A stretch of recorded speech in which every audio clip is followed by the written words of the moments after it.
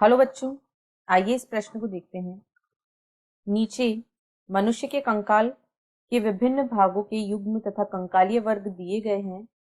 इनमें से 3 युग्म अपने वर्ग से सुमेलित हैं जबकि एक अलग है। इस गलत युग्म की पहचान कीजिए।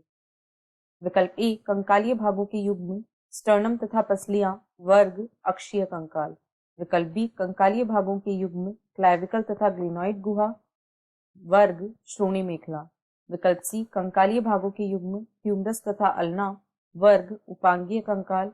या विकल्प डी, कंकालीय भागों के युग्म मैलियस तथा स्टेपीज, वर्ग कर्ण अस्थियां। इस प्रश्न की जो मुख्य अवधारणा है, मुख्य अवधारणा वह है मानव कंकाल। यहाँ पर हम देखेंगे मानव कंकाल के विभिन्न भागों के बारे में।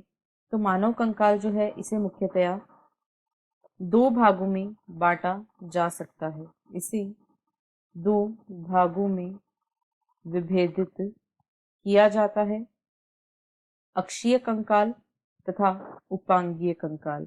यदि सबसे पहले हम अक्षीय कंकाल की बात करें तो अक्षीय कंकाल जो होता है इसमें निम्नलिखित संरचनाएं शामिल होती हैं।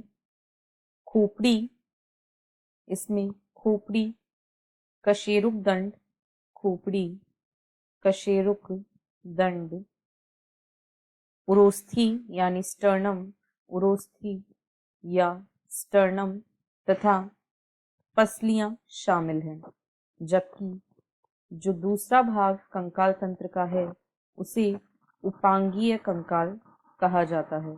अक्षीय कंकाल तथा उपांगीय कंकाल। उपांगीय कंकाल में निम्नलिखित संरचनाएं शामिल होती हैं।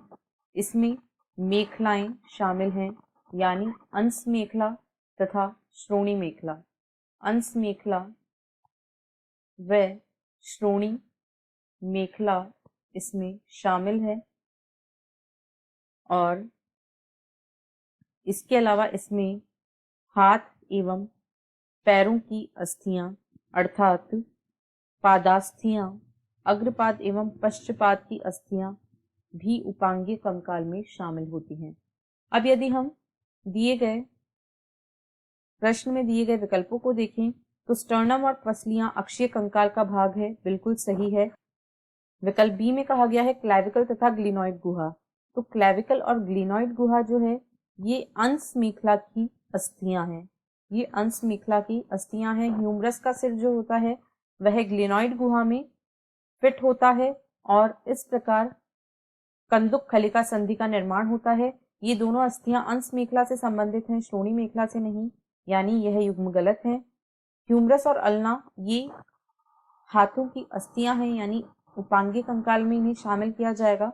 और मैलियस और स्टेपीज ये कर्ण अस्थियों के नाम हैं। मैलियस, इनकर्व और स्टेपीज ये तीनों कर्ण अस्थियां होती हैं। अतः विकल्प बी इस प्रश्न का सही उत्तर है।